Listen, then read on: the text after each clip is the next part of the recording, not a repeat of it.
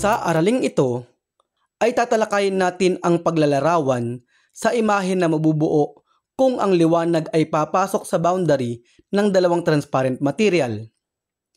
Halimbawa ay mayroon tayong dalawang transparent material. Ang ikalawang transparent material ay spherical at narito ang center nito. Maglagay tayo ng object sa unang transparent material. Ang liwanag ay incident mula sa object papuntang boundary. Ang light ray na ito ay didiretso lang dahil nakaayon ito sa normal.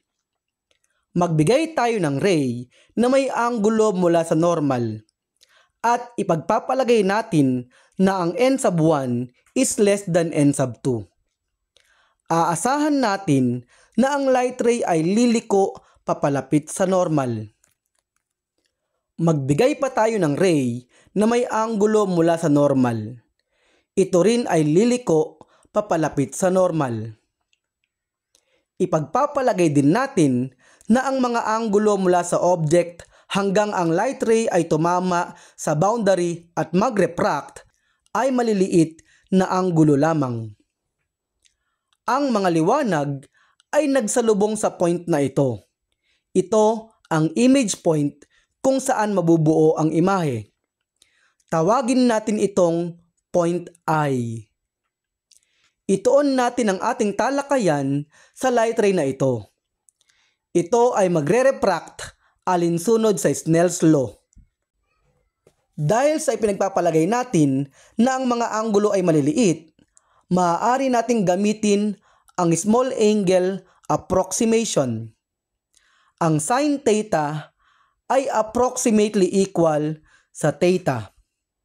Kaya ang sin theta sub 1 ay approximately equal sa theta sub 1. At ang sin theta sub 2 ay approximately equal sa theta sub 2. Magkakaroon tayo ng expression na n sub 1 times theta sub 1 equals n sub 2 times theta sub 2. Sa ating diagram, tawagin natin ang lokasyon ng object na point O, ang center ng spherical transparent material na point C, ang lokasyon ng image na point I, at ang surface kung saan nagtama ang incident ray, refracted ray, at normal na point P. Kapag itutuloy natin ang normal, ito ay tatama sa point C. Ito ang angle of incidence at ito naman ang angle of refraction. Ang angle namang ito ay tatawagin nating angle alpha. Ang angle na ito ay angle beta at ang angle na ito ay angle gamma. Tignan natin ang triangle na ito. Ito ay may exterior angle. Ayon sa geometry, ang exterior angle na theta sub 1 ay equal sa pinagsamang dalawang opposite interior angles. Ito ay ang angle alpha at angle beta. Kaya, theta sub 1 is equal to angle alpha plus angle beta. At ang triangle na ito ay may exterior angle din. Ayon sa geometry, ang exterior angle na beta ay equal sa pinagsamang dalawang opposite interior angles. Ito ang angle theta sub 2 at angle gamma. Kaya, angle beta is equal to angle theta plus angle gamma. Tapos, i-transpose natin ang gamma sa kabilang side ng equation. Mayroon na tayong tatlong expression. Pwede tayong mag-substitute ng mga magkakatumbas sa mga expression.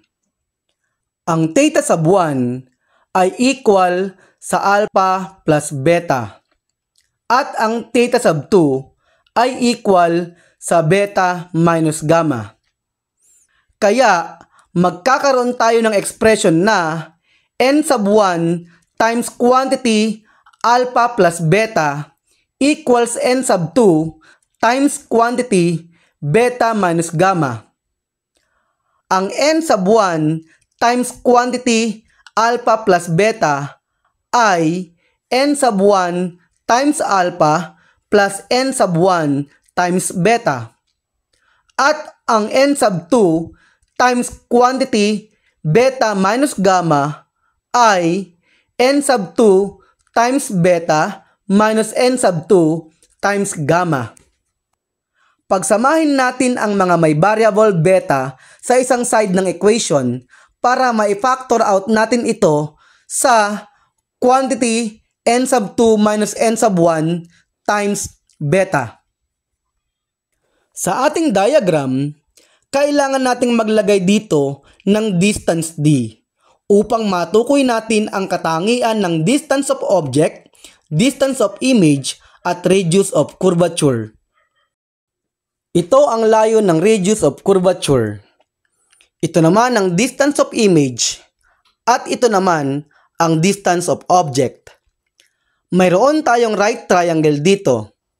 Ang D ay opposite side at ang D sub O ang adjacent side. Gamit ang trigonometry, ang tangent alpha ay equal sa D over D sub O. Sa right triangle namang ito, ang D ay opposite side at ang R ang adjacent side. Gamit ang trigonometry, ang tangent beta ay equal sa D over R. At sa right triangle namang ito, ang D ay opposite side at ang D sub I ang adjacent side.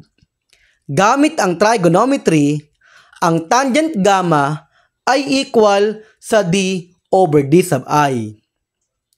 At dahil sa ipinagpapalagay natin na ang mga anggulo ay maliliit, maaari nating gamitin ang small angle approximation.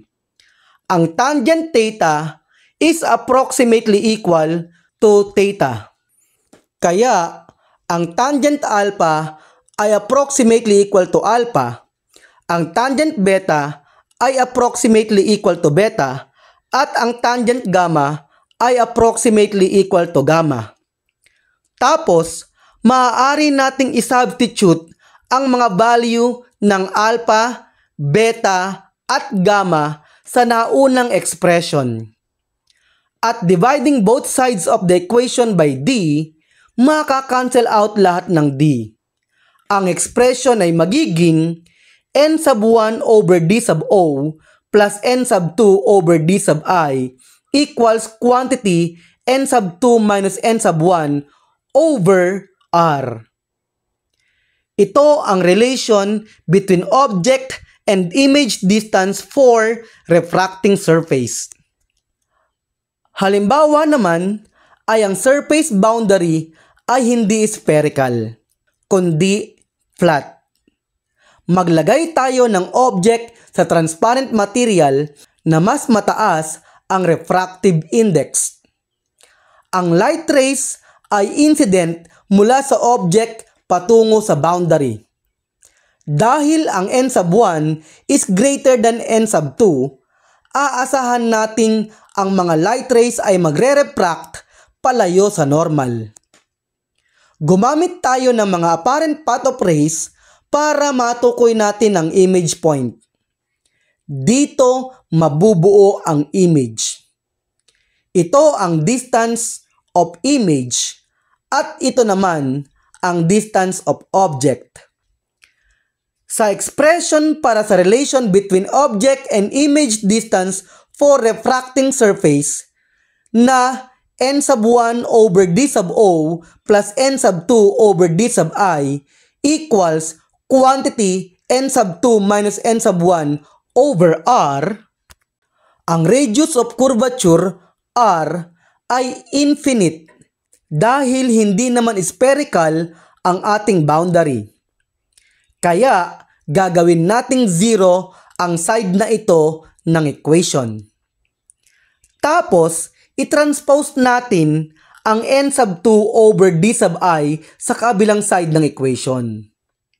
Kaya, ang expression para sa reflection between object and image distance for refracting surface kapag flat ang boundary ay n sub 1 over d sub o equals negative n sub 2 over d sub I. Halimbawa, pumunta tayo sa swimming pool na may lalim na 1.5 meters. Tapos, maghagis tayo sa tubig ng 20 pesos. Ano kaya ang lokasyon ng image ng 20 pesos na makikita natin sa ilalim ng tubig? Magsimula tayo sa expression na n sub 1 over d sub o equals negative n sub 2 over d sub I. Multiplying both sides of the equation by d sub o times d sub I and dividing both sides of the equation by n sub 1, cancel out ang d sub o over d sub o, d sub I over d sub I, at n sub 1 over n sub 1. By direct substitution, ang d sub o ay 1.5 meters, ang n sub 2 ay 1.000293, at ang n sub 1 ay 1.333. At ang 1.000293 over 1.333 times 1.5 meters ay equal sa 1.13 meters. Ang lalim ng image ng 20 pesos na makikita natin sa tubig ay negative 1.1 meters. Ito ay negative dahil ang nakikita natin ay virtual image lamang. Halimbawa naman ay nasa tabing ilog tayo para mangisda gamit ang sibat. Nakakita tayo ng isda na sa tansya natin ay nasa lalim na 0.25 meters. Ito kaya ang totoong lokasyon ng isda? At kung sisibatin natin ito, sa anong lalim natin dapat ipuntirya ang ating sibat?